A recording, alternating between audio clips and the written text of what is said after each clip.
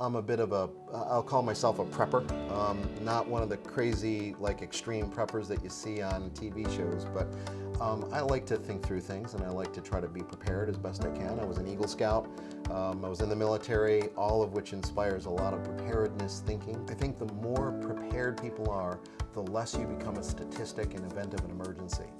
So my name is Pete LaPuma, and I am a professor here in George Washington University at in the Environmental and Occupational Health Department in the School of Public Health. I have to admit that I didn't come to environmental health, it came to me. I was in the military. I actually graduated undergrad as a mechanical engineer, but I landed in something called the Bioenvironmental Engineering Corps. Realizing that I was in a new and different world, I decided to get some education to better understand the health consequences.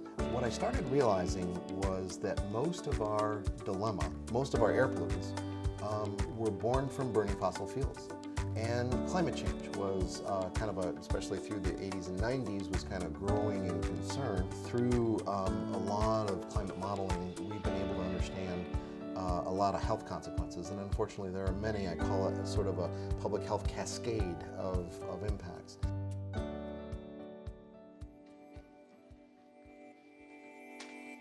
You've got basically diseases that are moving in a more poleward direction. So mosquitoes that can only overwinter in certain areas are now moving further and further in the northern hemisphere anyway, further north.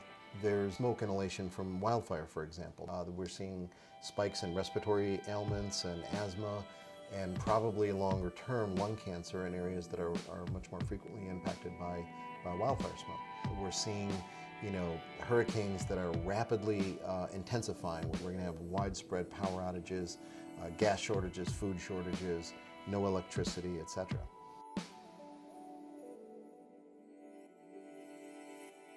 What got me more involved with energy and climate change had a lot to do with working further up the chain. And the more I learned, the more I became both excited and hopeful, at the same time very concerned. The hope is that we start to accelerate our efforts and double down on a lot of our efforts, but we need to see a lot more political will. Right now it's just not there. And unfortunately, I'm a big fan of course, addressing climate change and reducing its potential effects, but also we have to adapt.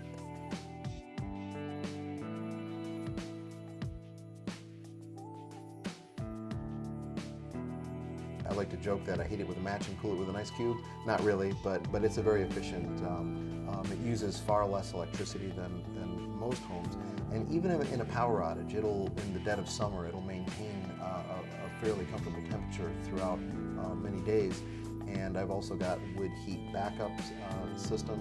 I'm trying to grow all my own food. I'm not there yet, but I've got peaches, pears, apples. I've got all kinds of trees planted, even figs and plum and things like that. I don't even know if I like fig, but we'll give it a try. So the idea is I want to surround myself with food. I keep bees. I have a lake stocked with fish.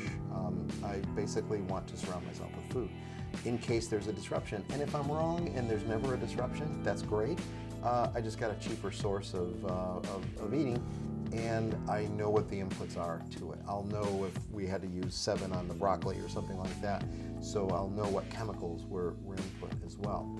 I think we're still headed for at least for the time being, on the trajectory that we're on right now, still a pretty disastrous temperature for the planet down the road. So I wanted to show people that you can live a more sustainable life, and you don't have to go as big as I did.